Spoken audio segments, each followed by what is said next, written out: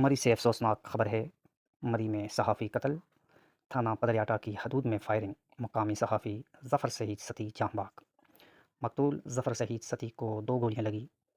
इब्तदाई कार्रवाई के बाद लाश को पोस्टमार्टम के लिए THQ अस्पताल मरी मुंतकिल किया गया। इस मौके पर मुल्ज़मान मौका से फ़रार होने में कामयाब हो गए।